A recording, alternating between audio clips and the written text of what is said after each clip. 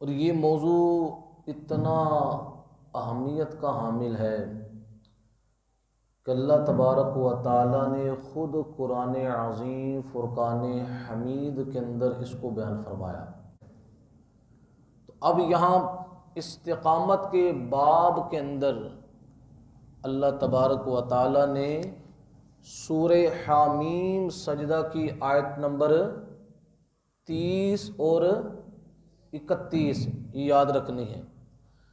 سورہ حامیم سجدہ پارہ نمبر 24 ہے۔ سورت کا نام کیا ہے؟ حامیم سجدہ، آیت نمبر 30 اور 31۔ اللہ تبارک و تعالی ارشاد فرماتا ہے ان الذین قالوا، بے شک وہ جنہوں نے کہا ربنا اللہ، ہمارا رب اللہ ہے۔ وہ جنہوں نے کیا کہا؟ ہمارا رب کون ہے؟ اللہ ہے۔ جنہوں نے توحید کا کلمہ اس کا تکلم کیا ہے اور کہا ہے اللہ تبارک و تعالی وحدہ لا شریک ہے، اس کے سوا کوئی معبود نہیں۔ اب انہوں نے کلمہ توحید کا تکلم کیا، اس کو مانا، اس کا اقرار کیا، پھر کیا ہوا؟ ثم استقاموا، پھر اس پر ڈٹ گئے، اس پر قائم رہے۔ یہ ہے استقامت۔ اب بندہ مومن کی شان کتنی ہے؟ اس کو اتنا بڑا اجر ملتا ہے جنت کی صورت میں کہ جو کلمہ توحید پڑھتا ہے اور کلمہ توحید پر ڈٹا رہتا ہے اور اسی حالت کے اندر اس کا انتقال ہوتا ہے، اللہ تعالیٰ اس بندے پر کتنا کرم فرماتا ہے، اللہ اس کو جنت عطا فرماتا ہے۔ کیوں؟ یہ وہ بندہ ہے جس نے ساری زندگی توحید پر پہرا دیا، اپنی توحید کے اندر مکسنگ نہیں ہونے دی۔ ساری زندگی چاہے مسجد کے اندر ہو اس وقت بھی یہی کہتا ہے لا الہ الا اللہ، چاہے وہ اپنی دکان پر بیٹھا ہوا ہے پھر بھی کہتا ہے میرا اللہ کیا ہے؟ وہ ایک ہے۔ چاہے وہ عدالت کے اندر بیٹھا ہوا ہو، جج کی کرسی پر بیٹھا ہوا ہو، اس وقت بھی وہ کیا کہتا ہے؟ لا الہ الا اللہ۔ اور اگر وہ کسی باطل لوگوں کے ہاتھ چڑھ جائے اور وہ اس کو مارنے لگیں اور اس کو تلوار کی دھمکی دینے لگیں کہ تم یہ کلمہ توحید کا تکلم نہ کرو، ایک خدا کو نہ مانو، اگر تم نے اس کام سے اجتناب کر لیا تو ہم تمہیں چھوڑ دیں گے وگرنہ تمہیں قتل کر دیں گے، تو وہی بندہ مومن کہتا ہے کلمہ توحید کے آگے ایک جان کیا، اگر میرے بدن کے اندر ہزاروں جانیں بھی ہوں تو کلمہ اسلام، کلمہ توحید پر ایک ایک کر کے میں قربان کر دوں۔ یہ کلمہ توحید کا فیض ہے کہ جو بندہ دنیا کے اندر کلمہ اسلام کہتا ہے پھر اس کے بعد اگلا مرحلہ کیا ہے؟ اس پر ڈٹ جاتا ہے، اس کے اندر کیا کرتا ہے؟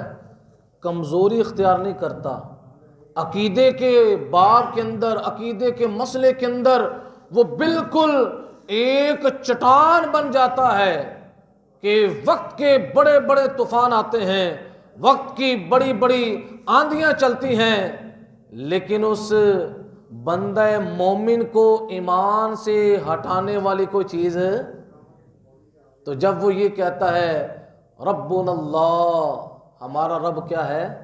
اللہ ہے، ثم استقاموا، پھر اس پر قائم رہے، اس پر ساری زندگی ڈٹا رہا اور کسی کو اللہ کے ساتھ اس نے شریک نہیں ٹھہرایا۔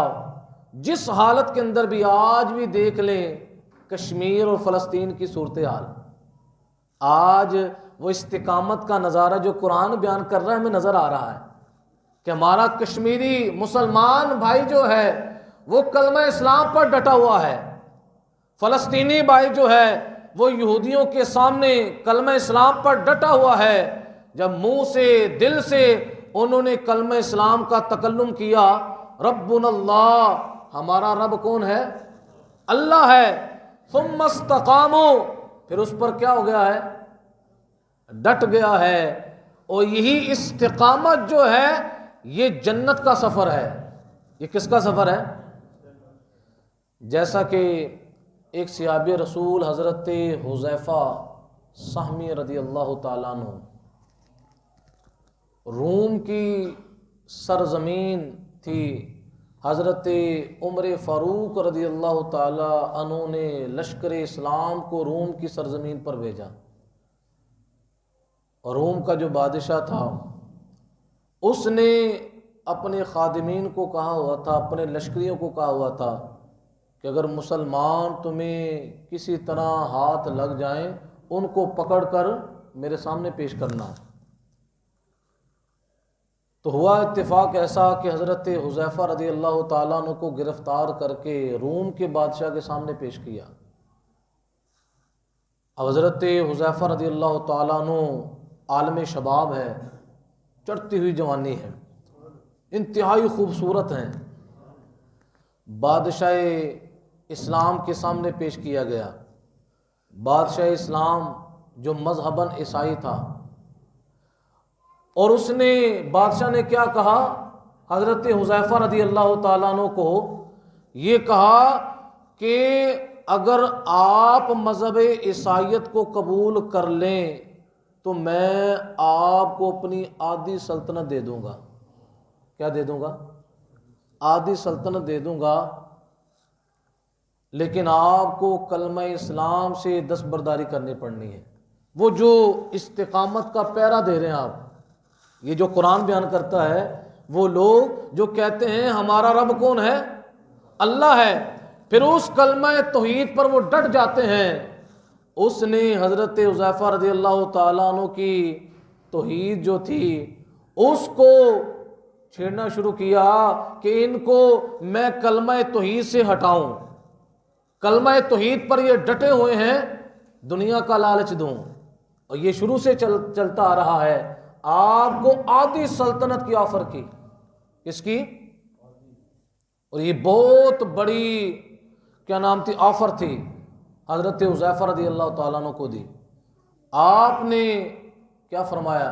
آپ نے فرمایا کہ تو آدھی سلطنت کی بات کرتا ہے، دنیا کی حیثیت میرے سامنے ایک مٹی کے ذرے کے برابر بھی نہیں۔ اللہ تبارک و تعالیٰ نے جو ہمیں کلمہ توحید کی نعمت دی ہے، اس کے آگے کوئی شے نہیں، اور تیری آدھی سلطنت کو میں جوتی کی نوک پر مارتا ہوں۔ آپ نے جب یہ بات کہی تو اس نے کہا مجھے تو آپ دلیر آدمی محسوس ہوتے ہیں کہ آپ نے اتنی دلیرانہ گفتگو کی۔ پھر آپ نے فرمایا کہ دنیا کی حیثیت ہمارے سامنے مٹی کے ذرے کے برابر بھی نہیں۔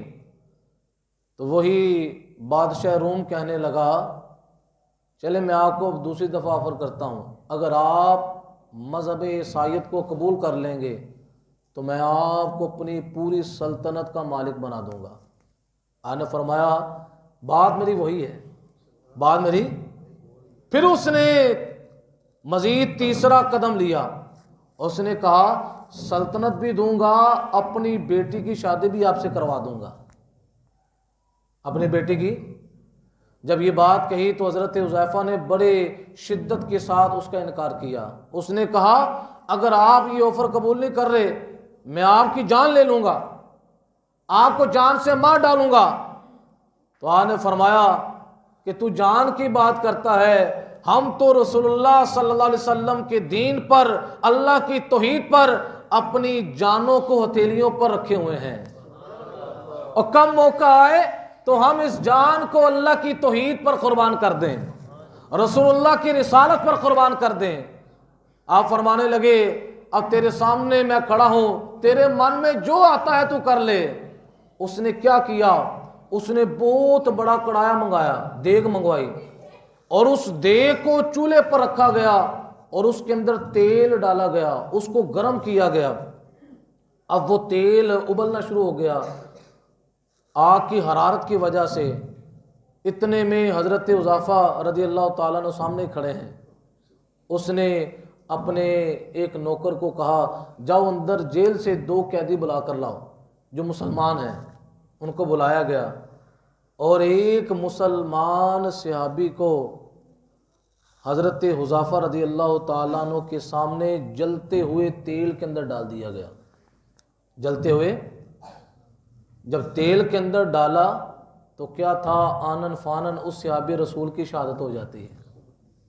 کیا ہو جاتی ہے؟ اب حضرت حذیفہ سامنے ہے، سامنے موت کا نظارہ کر رہے ہیں۔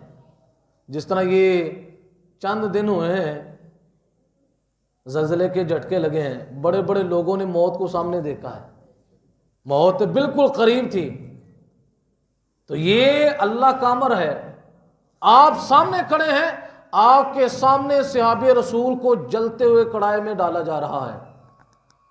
اتنے میں حضرت حذیفہ رضی اللہ تعالیٰ عنہ کی آنکھوں سے آنسو جھلک گئے، آپ رونا شروع ہو گئے، اور بادشاہ سمجھا لگتا ہے موت کے ڈر و خوف کی وجہ سے رونے لگ گئے ہیں۔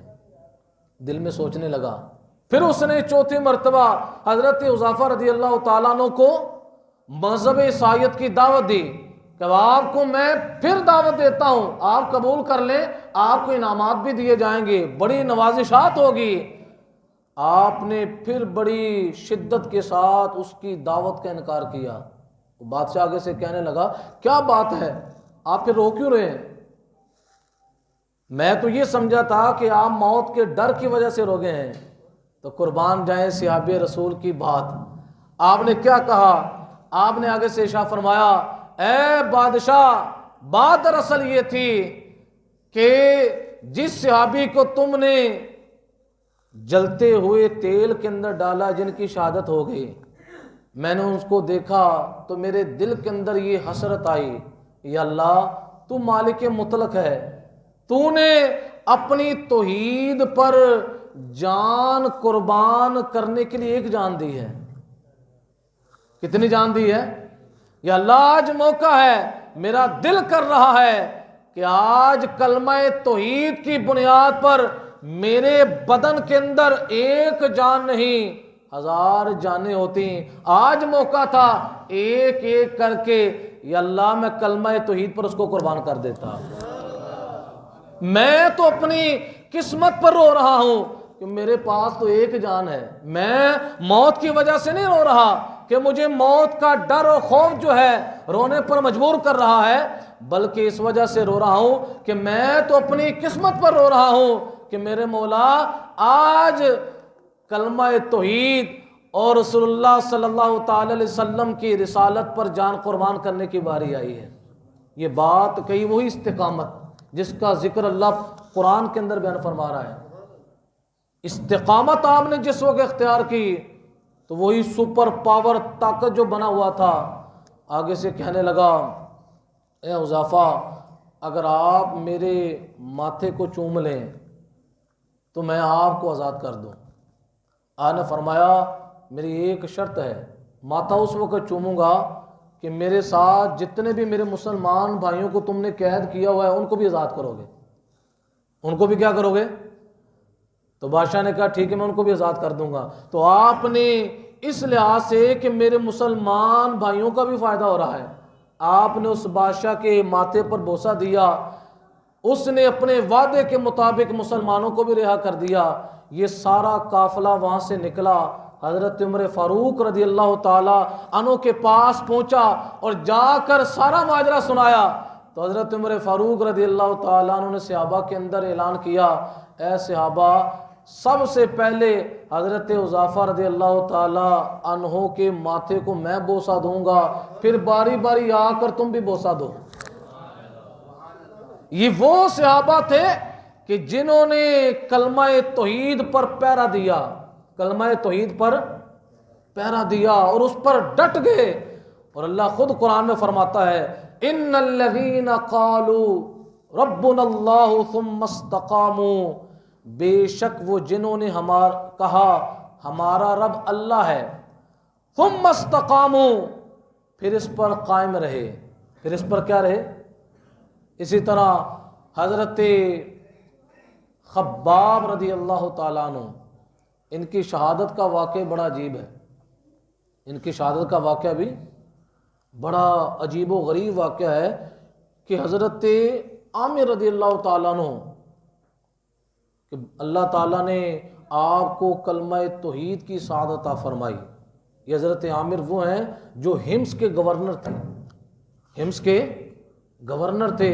حضرت عمر فاروق رضی اللہ تعالیٰ عنہ نے آپ کو حمص کا گورنر بنایا، اور حمص کے لوگ بڑے بے فیض تھے، وہ کوئی بھی گورنر بن جاتا ان کی شکایتوں سے باز نہیں آتے تھے۔ اور کچھ لوگ ایسے ہوتے ہیں جن کی عادت ہوتی ہے ان پر اگر کسی کو مقرر کر دیا جائے ان کو کوئی پسند آتا ہی نہیں ہے۔ ایسے بعض دفعہ ملکوں کے لوگ ہوتے ہیں، شہروں کے لوگ ہوتے ہیں کہ جن کو کوئی بندہ پسند، اب صحابہ رسول حضرت عامر رضی اللہ تعالیٰ عنہ کو حضرت عمر فاروق رضی اللہ تعالیٰ عنہ نے حمص کا گورنر مقرر فرمایا۔ پہلے تو حضرت عمر فاروق رضی اللہ تعالیٰ عنہ کے سامنے حضرت عامر یہ کہتے رہے کہ حضرت مجھے آپ آزمائش میں نہ ڈالیں، میں یہ کام نہیں کر سکتا۔ آج یہاں پر کیا ہے، یہاں تو لوگ عہدہ خود مانگتے ہیں، یار اس عہدے کے لیے میں تیار ہوں، اگر کسی قسم کا ریکارڈ چاہیے ہو تو میں پیش کر سکتا ہوں۔ لوگ خود جو ہے وہ منصب کی تلاش کے لیے، منصب کو طلب کرنے کے لیے بڑھتے ہیں۔ ایک وہ بھی تھے کہ منصب پیچھے آتا تھا، وہ کہتے ہیں ہمیں یہ منصب نہ دیں، تو حضرت عمر فاروق رضی اللہ تعالیٰ عنہ نے کہا کہ آپ حمص کے گورنر بن جائیں۔ حضرت عامر کہنے لگے حضور میں اس قابل نہیں، آپ مجھے یہاں پر مقرر نہ کریں، آپ مجھے آزمائش میں ڈال رہے ہیں۔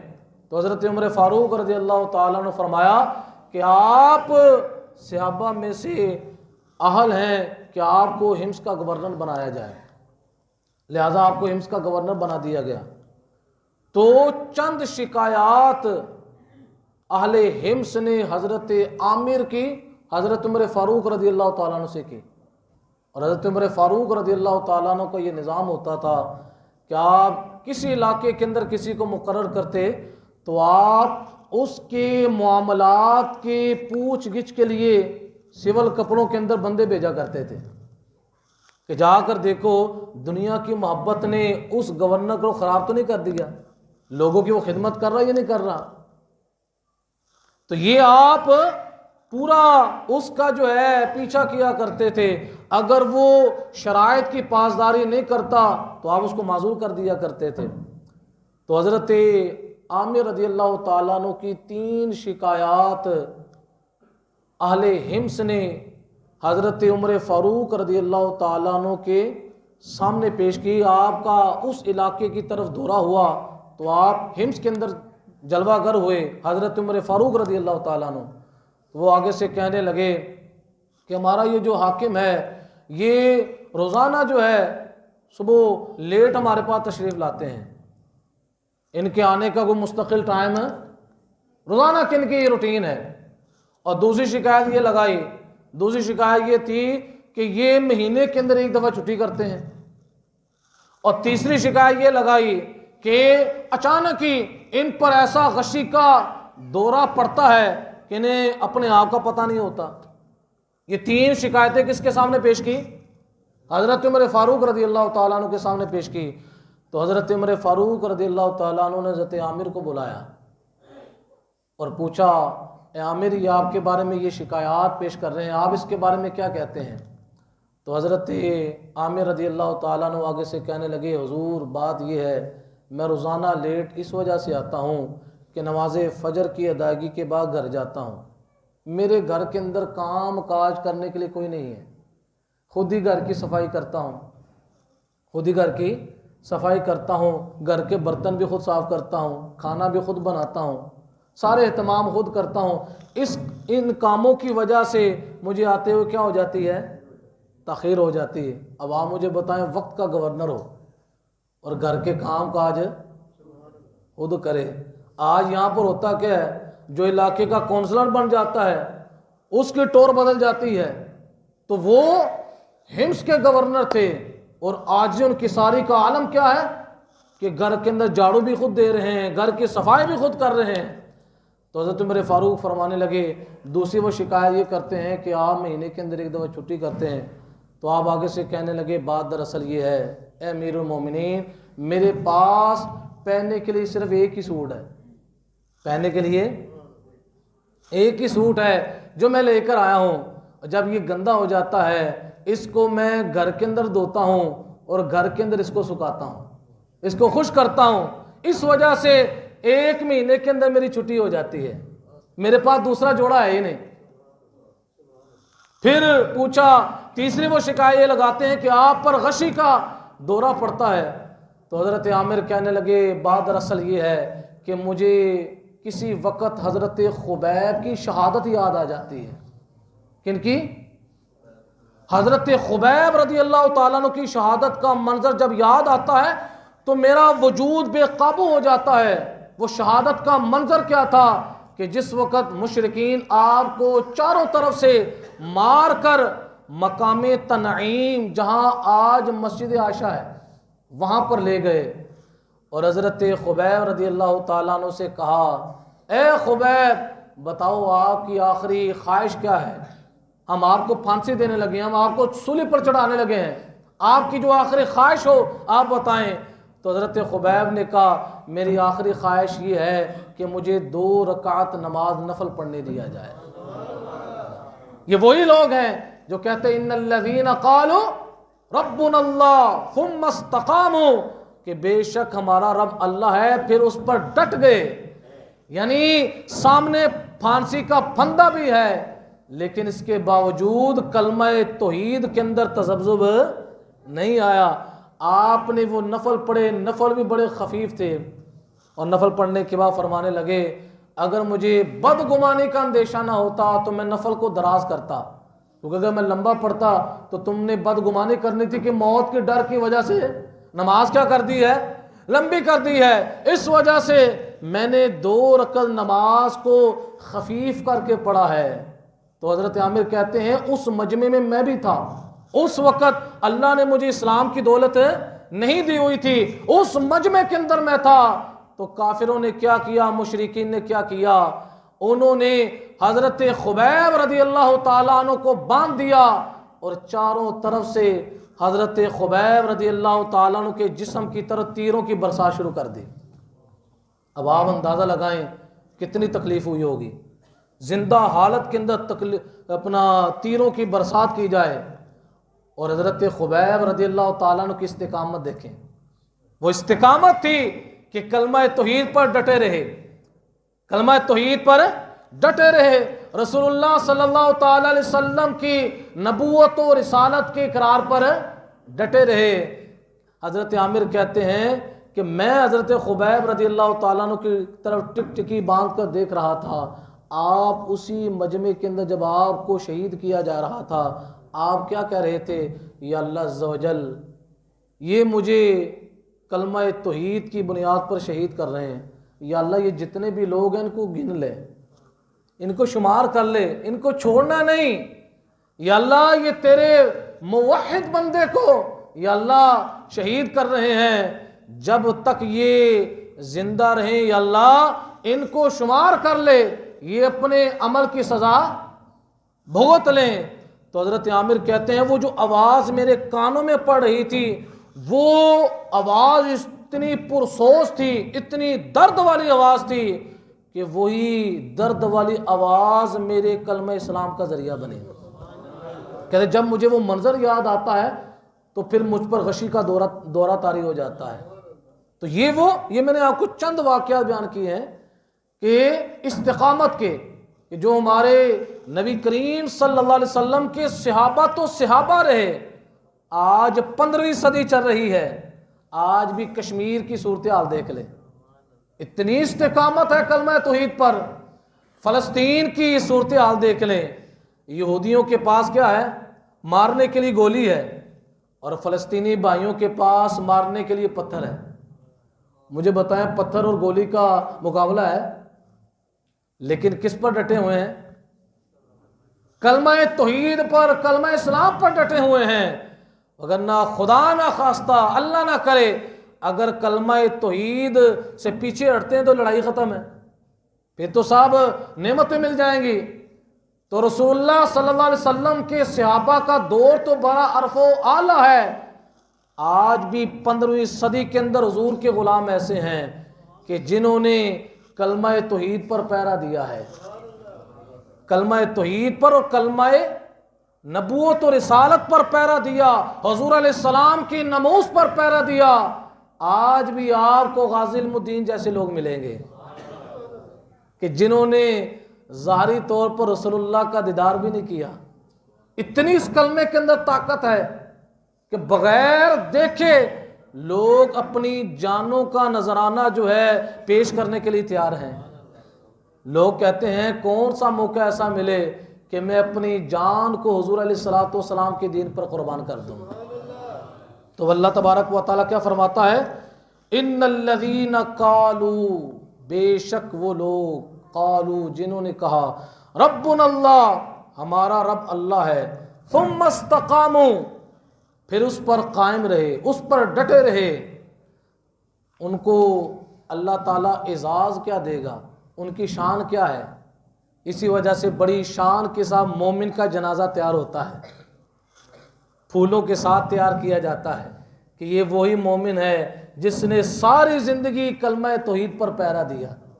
उसको बड़े एजाज़ के साथ, इकराम के साथ उसको कब्रिस्तान की तरफ लेकर जाते हैं और बाकायदा उसके जनाजे को उठाने के भी फ़ज़ाइल हैं कि जो बंदा किसी मोमिन के जनाजे को 40 कदम लेकर चलता है, नबी अलैहिस्सलाम फरमाते हैं अल्लाह ताला उसके 40 कबीरा गुनाहों को माफ़ फरमा देता है। कितने? 40 कबीरा गुनाह माफ़ हो जाते हैं। ये मोमिन के जनाजे को लेकर चल रहा है। तो अल्लाह फरमाता है कि जो कलमा तौहीद का इकरार करता है फिर उस पर क्या हो जाता है, डट जाता है। उसकी शान क्या है, ततनज़्ज़लु अलैहिमुल मलाइका, उन पर फरिश्ते उतरते हैं, उन पर फरिश्ते उतरते हैं। कब? जिस वक्त बंदे मोमिन पर कोई मुसीबत नाजिल होती है, वही आकर बंदे मोमिन के दिल को तस्कीन देते हैं। ये जो दिल को करार और सुकून आता है, हमें ज़ाहिरी तौर पर फरिश्ते नजर नहीं आ रहे होते, लेकिन उन फरिश्तों की रूहानी कुव्वत होती है कि जो बंदा मोमिन के दिल को पुख्तगी दे रहे होते हैं, सकीना की कैफियत उस पर उतरती है। अल्लाह फरमाता है उन पर फरिश्ते उतरते हैं मुसीबत के वक़्त। और जिस वक़्त बंदा मोमिन दुनिया से जा रहा होता है उस वक़्त भी पूरा इलाका फरिश्तों से भरा होता है, रहमत के फरिश्ते होते हैं। और अगर कोई आहले नज़र हो उसको नज़र आता है कि आज ये पूरा इलाका ही सील किया हुआ है कि रहमत के फरिश्ते ही फरिश्ते हैं। और बाज़ तो ऐसे अल्लाह के नूरानी फरिश्ते मोमिनीन की रूह का इस्तिकबाल करने के लिए आते हैं कि उन्हें बताया जाता है, अल्लाह फरमाता है आज मेरा फलां वली दुनिया से जा रहा है, ऐ फरिश्तों दुनिया के अंदर फैल जाओ, आज उसका इस्तिकबाल करके उसकी रूह को जन्नत के अंदर ले आओ। तो उसी मुवहिद जो होता है, जो कलमा तौहीद पर पहरा देता है, फरिश्ते उस पर उतरते हैं मुसीबत के वक़्त, मौत के वक़्त। और जिस वक़्त वही बंदा मोमिन कब्र के अंदर उतरता है, उसको उतारा जाता है, उस वक़्त भी फरिश्ते वहाँ पर मौजूद होते हैं। और जिस वक़्त उसको कब्रों से क़यामत वाले दिन निकाला जाएगा, उस वक़्त भी फरिश्ते उनकी कब्रों के करीब होंगे। और मैदान हशर के अंदर भी फरिश्ते होंगे और उसको जन्नत के अंदर ले के जाने तक फरिश्तों का साथ होगा। ये कौन है? जिसने दुनिया के अंदर तौहीद पर पहरा दिया। ये कलमा तौहीद का कितना बड़ा फैज़ है। आज हमें अपनी कीमत का पता नहीं। आज यहाँ पर कितने कीमती लोग बैठे हुए हैं, सारे कौन हैं? मुवाहिद हैं, एक अल्लाह को मानने वाले हैं, कोई मुशरिक नहीं है। और अल्लाह को मानने वाला जो तौहीदी है उसकी शान के क्या कहने कि अल्लाह फरमाता है उस पर फरिश्ते उतरते हैं और फरिश्ते आकर क्या कहते हैं, अल्लाह तखाफू वला तहज़नू, ए बंदे मोमिन ना तो तुमने डरना है ना किसी किस्म का गम करना है, तुम्हें किसी किस्म की टेंशन है। اور بلا تشبیہ و تمثیل، جس طرح دنیا کا بہت سرمایہ دار بندہ کسی کو کہہ دے کہ تم نے گھبرانا نہیں، پریشان نہیں ہونا، میں تمہارے ساتھ ہوں، تو بندے کو پھر بھی تسلی ہوتی ہے۔ لیکن یہ تسلی کون دیتا ہے؟ ہو سکتا ہے دنیا کا سرمایہ دار تسلی دے کر تسلی کو پورا نہ کر سکے، جس طرح آج بھی بڑے بڑے تسلی دینے والے اہل اقتدار لوگ موجود ہیں جو کہتے ہیں گھبرانا، آپ میری بات سمجھ رہے ہوں گے، بڑے بڑے اہل اقتدار لوگ وہ کہتے ہیں اپنی عوام کو گھبرانا، لیکن ساتھ دلاسا بھی دیتے ہیں، لیکن کچھ کرتے بھی۔ لیکن یہ اللہ کے فرشتے ہیں جو کیا کہتے ہیں کہ تم نے نہ غم کرنا ہے نہ ڈرنا ہے۔ اور یہ فرشتے وہ ہیں کہ جو معصوم ہے، بات جو کہتے ہیں اس پر عمل بھی کرتے ہیں۔ اور فرشتے کہتے ہیں بندہ مومن تم نے نہ گھبرانا ہے نہ ڈرنا ہے، وَأَبْشِرُوا بِالْجَنَّةِ الَّتِي كُنْتُمْ تُوعَدُونَ، اور خوش ہو جاؤ اس جنت پر جس کا تم سے وعدہ کیا جاتا ہے۔ یعنی نتیجے کے اندر اللہ تمہیں جنت عطا فرمائے گا، دنیا کے غم اور ڈر سے بھی تم نکل جاؤ گے، اور نتیجتاً تمہیں جو مقام ملنے والا ہے وہ مقام ایک ایسا مقام ہے جہاں کے اندر نہ کسی قسم کا خوف ہے، نہ گھبراہٹ ہے، نہ کسی قسم کی پریشانی ہے۔ اور آگے فرشتے کیا کہتے ہیں؟ اے مومنو، اپنی قسمت پر رشک کرو، اپنی قسمت پر ناز کرو کہ تمہارا دوست کون ہے۔ کوئی کہتا ہے میرا دوست فلاں ہے، اور دوستی چند دن کی ہوتی ہے، پھر ہو سکتا ہے ٹون بدل جائے، لیکن فرشتے کیا کہتے ہیں؟ نحن اولیاؤکم فی الحیات الدنیا وفی الاخرہ، اے مومنو ہم تمہارے دوست ہیں، ہم تمہارے، اور صرف دنیا کی زندگی میں نہیں، دنیا میں بھی دوست ہیں اور آخرت میں بھی تمہارے دوست ہیں۔ اور مومنو تمہاری اتنی شان ہے کہ کلمہ توحید پر تم نے استقامت اختیار کی، اللہ تعالیٰ نے تمہاری دوستی کے لیے فرشتوں کو مقرر فرما دیا، جو تمہارے دنیا کے اندر بھی دوست ہیں، عقبہ میں بھی دوست ہیں۔ اور آگے وہ کیا کہیں گے؟ وَلَكُمْ فِيهَا مَا تَشْتَهِي أَنفُسُكُمْ وَلَكُمْ فِيهَا مَا تَدَّعُونَ، اور تمہارے لیے اس جنت کے اندر وہ ہے جس کا تمہارا جی چاہے۔ اے مومنو، جس وقت تم جنت کے اندر چاہو گے، جو تمہارا دل کرے گا، اللہ تعالیٰ کلمہ توحید کی برکت سے تمہیں وہ نعمت عطا فرمائے گا۔ وَلَكُمْ فِيهَا مَا تَدَّعُونَ، اور تمہارے لیے اس جنت کے اندر وہ ہے جو تم مانگو، یعنی جو دل خواہش کرے گا وہ بھی ملے گا، اور جو بندہ منہ سے کہے گا وہ بھی ملے گا۔ کس کو؟ کہ جس نے ساری زندگی کلمہ توحید پر پہرا دیا، کلمہ توحید پر ڈٹا رہا، اور اللہ تبارک و تعالیٰ کو وحدہ لا شریک ہے۔ یہ تو عقیدے کے اندر استقامت کی برکت ہے کہ جو عقیدے کے اندر استقامت اختیار کرتا ہے اپنے عقیدے کو خراب ہونے نہیں دیتا، اور جو اپنے عمل کے اندر استقامت اختیار کرتا ہے اللہ تعالیٰ دنیا اور آخرت کے اندر اس پر اپنا کرم فرماتا ہے۔ تو انشاءاللہ العزیز ٹائم بھی ہو گیا ہے، انشاءاللہ اس پر اگلے جمعہ المبارک کے اندر استقامت کے بارے میں، اور یہ رمضان مبارک کا جو مہینہ ہے یہ بھی کس کی پریکٹس کروانے کے لیے آیا ہے؟ بولیں تو صحیح، استقامت کی پریکٹس کروانے کے لیے آیا ہے۔ جو یہ کہتے ہیں یار صبح کے لیے مجھ سے اٹھا نہیں جاتا، الارم لگا کر بھی رات کو سوتا ہوں، اتنی نیند کا غلبہ ہوتا ہے اٹھا، اللہ تعالیٰ نے مبارک مہینہ دے دیا کہ تمہاری یہ بھی عذر کیا کر دیتے ہیں، ختم کر دیتے ہیں۔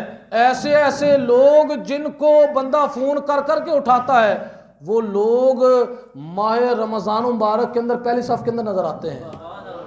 بندہ اسے پوچھتا ہے کہ آج چاند کہاں سے نکل آیا ہے، آج چاند کہاں سے نکل آیا ہے؟ یہ اس ماہ مبارک کا فیض ہے جو بندے کو عبادات پر استقامت دینے کے لیے آیا ہے۔ روزہ رکھنا مشکل ہو جاتا ہے، لیکن یہ ماہ مبارک کی برکتیں ہیں۔ اس ماہ مبارک کے اندر روزہ رکھنے کی پریکٹس ہو رہی ہے۔ کیا ہو رہی ہے؟ تو یہ ماہ مبارک ہمیں حقیقی معنی میں استقامت دینے کے لیے آیا ہے، اور ہم نے اپنی استقامت کو توڑنا، اور یہ نہیں ہونا کہ رمضانی نمازی ہوں۔ کون سے؟ ہمارے کچھ ایسے نمازی ہیں جو کون ہیں؟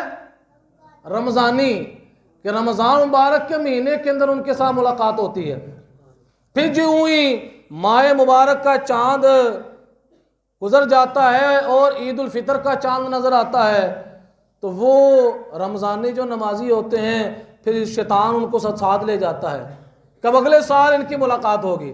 تو ہم نے اس ماہ مبارک کا فیض لینا ہے اور ماہ مبارک کو گواہ بن کر کہنا ہے اے ماہ مبارک تو ہمیں ٹھیک کرنے کے لیے آیا ہے۔ تو ہم انشاءاللہ تجھ سے وعدہ کرتے ہیں کہ ہم صرف رمضان کے نمازی نہیں بنیں گے، ہم پورے 12 مہینوں کے نمازی بنیں گے۔ کون کون نیت کرتا ہے انشاءاللہ؟ انشاءاللہ نمازی بھی بنیں گے، اور اس کے علاوہ ہم جس طرح رمضان مبارک کے مہینے کے اندر خیر خواہی کرتے ہیں، اپنے مسلمان بھائیوں کا خیال رکھتے ہیں، اپنے رشتہ داروں کا خیال رکھتے ہیں، صرف رمضان کے اندر نہیں، ہم پورے 11 مہینوں کے اندر بھی رکھا کریں گے۔ کیوں؟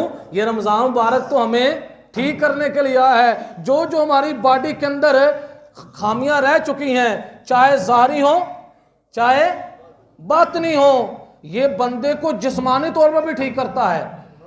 کون؟ رمضان مبارک کا مہینہ جسمانی طور پر بھی ساری بیماریاں اندر سے ختم کر دیتا ہے، اور روحانی بیماریاں بھی کیا کر دیتا ہے؟ ختم کر دیتا ہے۔ تو انشاءاللہ ہم نے یہ نیت کرنی ہے کہ انشاءاللہ العزیز جب تک ہماری زندگی ہے انشاءاللہ العزیز ہماری ایک نماز بھی قضا نہیں ہوگی، انشاءاللہ ساری نمازیں پڑھیں گے، اور جو اللہ اور اس کے رسول نے ہمیں حکم دیا ہے ان تمام باتوں پر عمل کریں گے، جن جن کاموں سے اللہ اور اس کے رسول نے منع کیا ہے ان کاموں سے باز آ جائیں گے۔